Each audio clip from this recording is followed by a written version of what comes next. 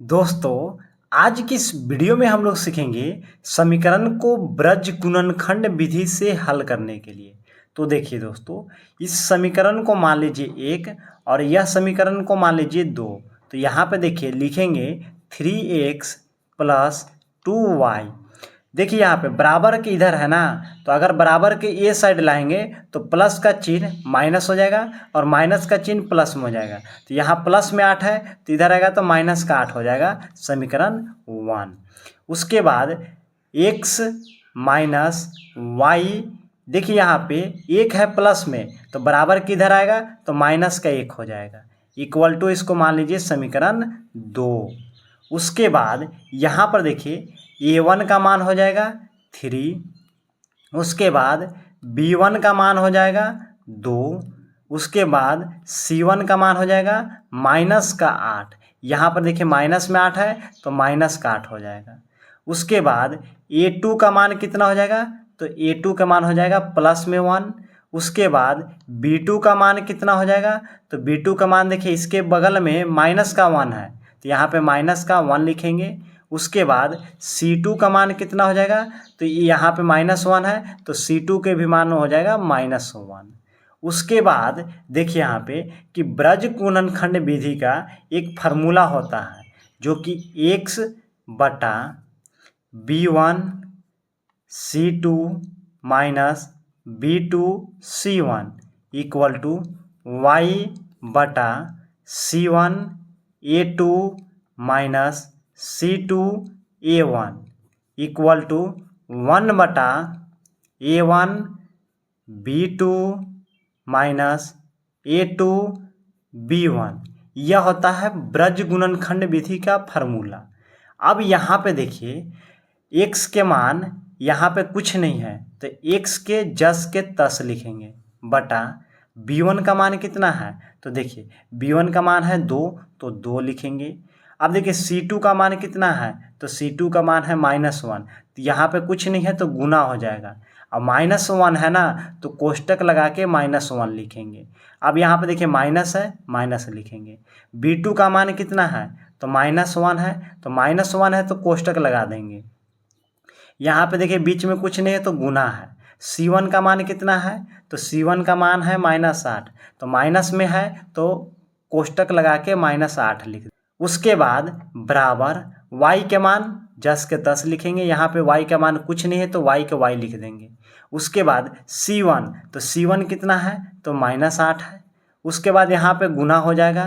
A2 कितना है, तो A2 देखिए यहाँ पे 1 है तो यहाँ पे 1 लिखेंगे। उसके बाद माइनस C2 कितना है, तो C2 है -1 तो यहाँ पर भी माइनस और यहाँ पर भी माइनस, यानी कोष्टक के साथ लिखेंगे -1।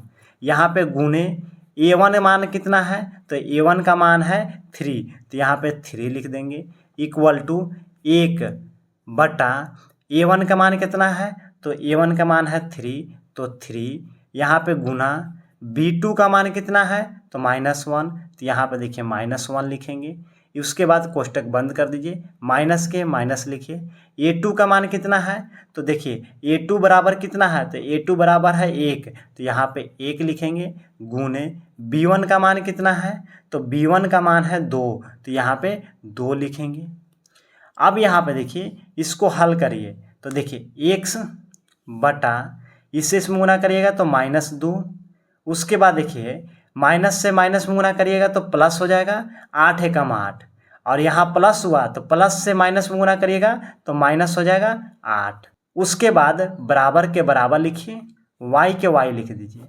देखिए यहाँ पे -8 एकम -8 हो जाएगा, माइनस माइनस प्लस हो जाएगा और 3 एकम यहाँ पे देखिए 3 हो जाएगा इक्वल टू 1 बटा -3 से 1 में गुना करेंगे तो -3 और यहाँ पे देखिए -2 से 1 में अगर गुना करते हैं तो 2 आ जाएगा माइनस का। उसके बाद यहाँ पर देखिए x बराबर क्या हो जाएगा, तो -10 हो जाएगा इक्वल टू y बराबर क्या हो जाएगा, तो देखिए 8 में से अगर 3 को घटाएंगे तो -5 हो जाएगा इक्वल टू 1। यहाँ पर देखिए माइनस में 3 और माइनस में 2 तो दोनों को अगर माइनस माइनस है तो दोनों जुटेगा तो -5 हो जाएगा। अब यहाँ पे देखिए इसके साथ यानी x के साथ एक बार 1/-5 रखना है और एक बार इसके साथ इसका मान रखना है। तो देखिए x बटा माइनस का 10, अब इसके साथ x के साथ एक बार इसको रखना है और एक बार y के साथ इसको रखना है, तो बराबर 1/-5।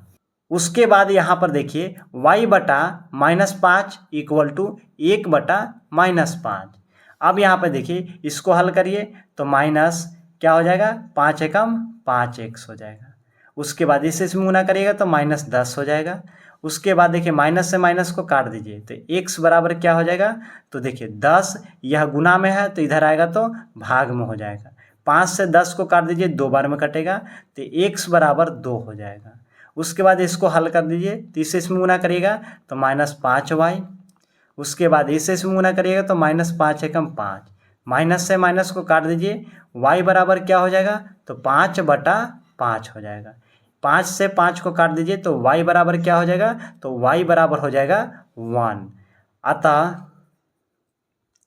x बराबर 2 तथा y बराबर 1। तो दोस्तों उम्मीद है कि आप ब्रज गुणनखंड विधि से समीकरण को बनाने के लिए सीख गए होंगे।